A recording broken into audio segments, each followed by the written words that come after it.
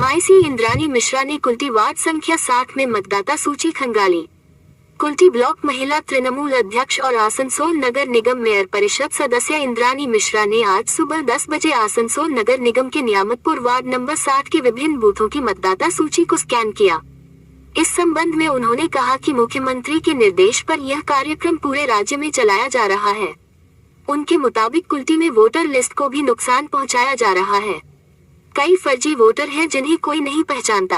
इंद्रानी मिश्रा ने कहा कि फर्जी वोटरों पर कार्रवाई की जाएगी। माननीय मुख्यमंत्री निर्देशे আমরা বুথে বুথে বেরিয়েছি স্ক্রুটিনি করতে এবং আশ্চর্যজনকভাবে দেখতে পাচ্ছি উনি যা যা বলেছিলেন মিলে যাচ্ছে। আমরা আজকে 60 নম্বর ওয়ার্ডের 58 নম্বর বুথে আছি, 98 নম্বর পার্টে আছি এবং আমরা দেখতে পাচ্ছি এমন এমন লোকজনের নাম উঠেছে যাদেরকে আমরা জানি না, চিনি না এবং লোকাল যারা আছে স্থানীয় মানুষজন তাদেরকে চেনেন না। তো আমরা ওটা আইডেন্টিফাই করে রেখেছি।